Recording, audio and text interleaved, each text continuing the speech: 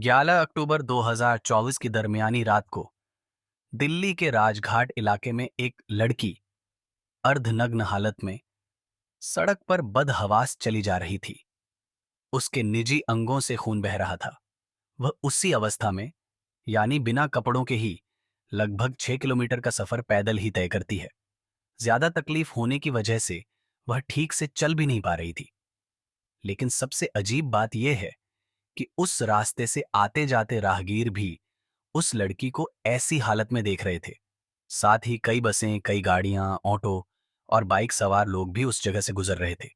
लेकिन किसी ने भी ना तो उस लड़की की हालत के बारे में उससे पूछने की कोशिश की और ना ही पुलिस को इसकी जानकारी दी। वह लड़की पैदल ही गिरती पड़ती उसी अवस्था में चलती जा रही थी, पर कोई भी उसकी मदद के लिए आगे नहीं आ रहा था। लेकिन तभी वहां से गुजर रहे एक आर्मी ऑफिसर की नजर उस लड़की पर पड़ती है। उस आर्मी ऑफिसर ने कॉल करके पुलिस को बताया कि सड़क किनारे एक महिला गंभीर रूप से घायल अवस्था में पड़ी है, जिसने लाल रंग का कुर्ता पहना हुआ है। उसके शरीर के निजी अंगों से बहुत ज्यादा खून बह रहा है। घटना की जानकारी मिलते ही पुलिस की एक टीम मौके पर पहुंचती है। वहां लाल कुर्ते में एक महिला मौजूद थी, जिसकी हालत को देखकर लग रहा था कि उसके साथ दरिंदगी और मारपीट की गई है। उस समय वह लड़की यह बताने की स्थिति में नहीं थी कि आखिर उसके साथ उस रात क्या हुआ था। लेकिन फिर भी उसके कुछ टूटे-फूटे शब्दों से पुलिस ने अंदाजा लगा लिया था कि उसकी इस हालत के लिए कई लोग जिम्मेदार हैं। इसके बाद पुलिस ने लड़की को तुरंत हॉस्पिटल में भर्ती कराया। साथ ही पीड़िता को इंसाफ दिलाने के लिए पुलिस ने सनलाइट कॉलोनी पुलिस स्टेशन में सामूहिक दुष्कर्म का मामला दर्ज करके आगे की जांच शुरू कर दी। अपराधियों का पता लगाने के लिए पुलिस की कई टीमें बनाई गई।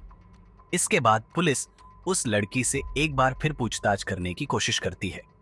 लेकिन अब भी उस लड़की की मानसिक स्थिति ऐसी नहीं थी कि वह किसी को कुछ बता सके, क्योंकि वह लड़की पुलिस वालों को देखकर घबरा जाती थी और जोर जोर से रोने लगती थी। इसके बाद उस लड़की से पूछताछ का जिम्मा एक महिला पुलिस को सौंप दिया गया। महिला पुलिसकर्मी उस लड़की के पास सादे कपड़ों में एक समाज सेवी बनकर जाती है। वह कई दिनों तक हॉस्पिटल में उसके पास जाती रही और उसका हालचाल ले रही थी। वह महिला सिपाही उसका बहुत अच्छे से ख्याल रख रही थी, जिसकी वजह से वह लड़की उससे अपनी हमदर्द समझने लगी थी। फिर एक दिन महिला सिपाही के पूछने पर लड़की ने जो बताया, उसे सुनकर महिला पुलिस भी कांप गई। लड़की ने रोते हुए बताया कि वह उड़ीसा की रहने वाली है। वह भुवनेश्वर में एक यूनिवर्सिटी से सामाजिक कार्य में मास्टर यानी एमए कर चुकी है। साथ ही उसने नर्सिंग का कोर्स भी किया है। इसी बीच दिल्ली में रहने वाली उसकी एक दोस्त ने उसे फोन किया।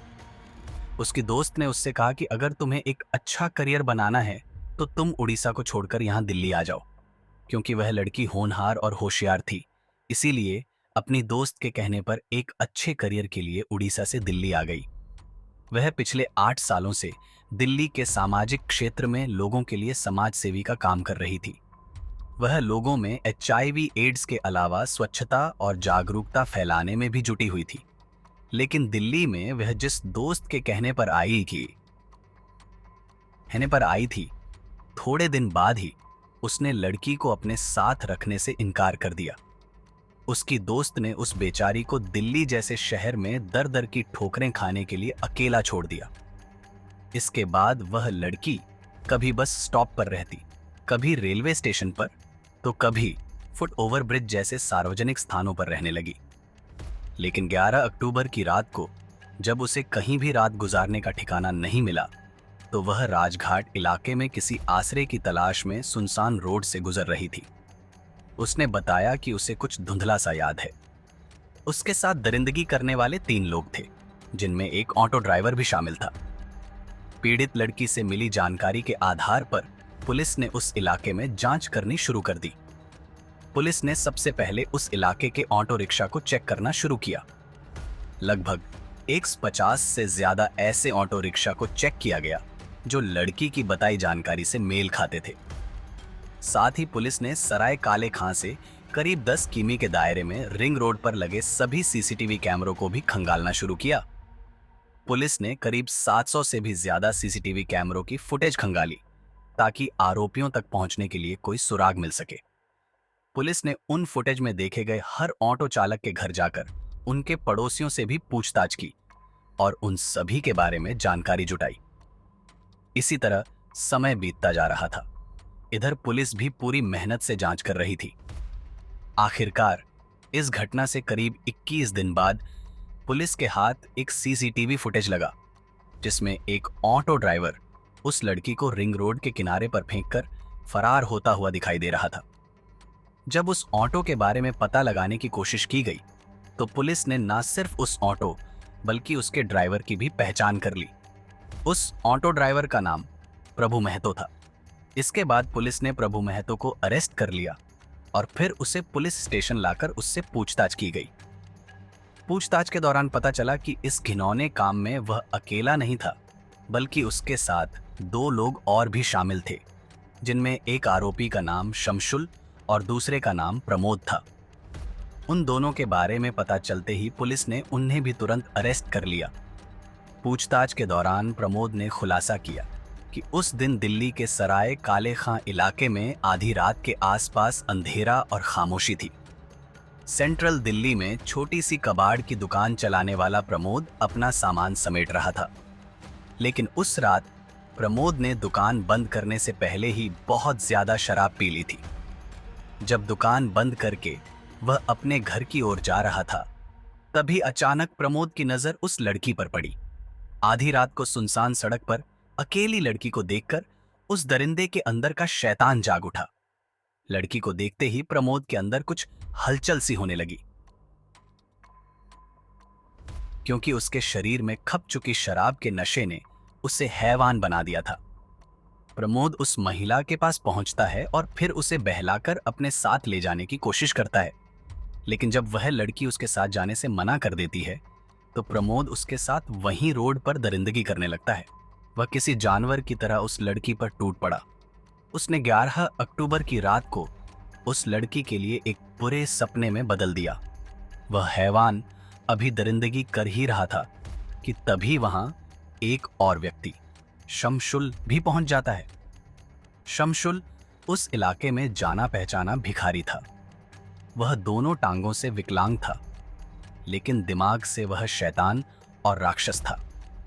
प्रमोद को उस लड़की के साथ गंदा काम करते देख शमशुल भी हैवान बन गया।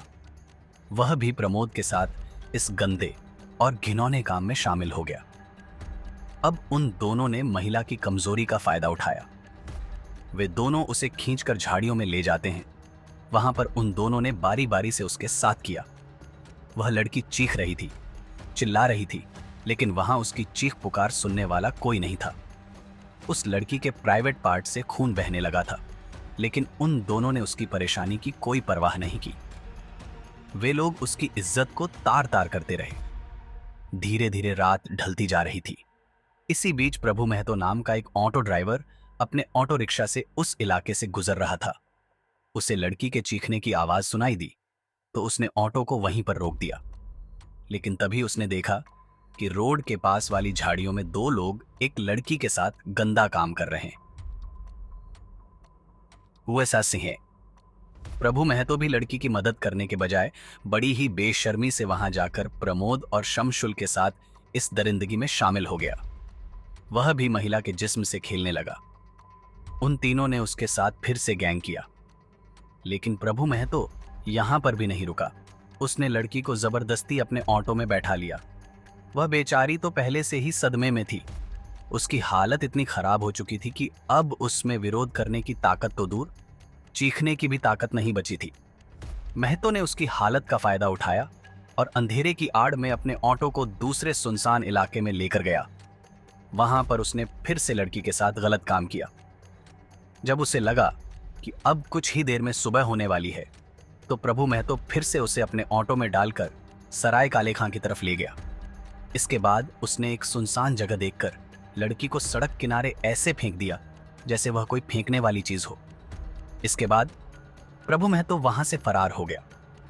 जब लड़की रात में सड़क पर भटक रही थी, तभी भारतीय वायुसेना के एक अधिकारी ने उसे देखा और पुलिस कंट्रोल रूम को सूचना दे दी। इसके बाद पुलिस लड़की को इलाज के लिए एम्स हॉस्पिटल ले गई। जहां पर उस लड़की का अभी भी इलाज चल रहा है। इधर पुलिस ने 21 दिनों तक चली जांच के बाद तीनों आरोपियों को अरेस्ट कर लिया। साथ ही इस मामले से जुड़े अहम सबूत भी जुटाए गए, जो उन तीनों आरोपियों को कड़ी से कड़ी सजा दिलाने के लिए कोर्ट में पेश किए जाएंगे। वारदात में इस्तेमाल किए गए ऑटो रिक्शा को भी जब्त कर लिया गया। फिलहाल इस घटना के बारे में बात करें तो अरेस्ट किए गए आरोपियों में कोटला मुबारकपुर निवासी प्रभु महतो, नरेला का रहने वाला प्रमोद उर्फ बाबू और गांधीनगर के रहने वाले शमशुल को जेल भेज दिया गया है। वैसे तो सजा देने का काम अदालत का है, लेकिन अगर उन तीनों पर अपराध साबित हो जाता है तो आपके हिसाब से उन दरिंदों को क्या सजा मिलनी चाहिए? दोस्तों, इस घटना को सुनाने का उद्देश्य किसी का दिल दुखाना नहीं है, बल्कि आपको जागरूक करना और सचेत करना है। दोस्तों, इस पूरी घटना के बारे में आपकी क्या राय है? कमेंट बॉक्स में जरूर बताएं। अगर हमारी मेहनत पसंद आई हो तो इस वीडियो को लाइक करते हुए शेयर भी करें। अगर आपने अब तक चैनल को सब्सक्राइब नहीं किया है तो हमारे चैनल को सब्सक्राइब कर लीजिए। तंश्रीनी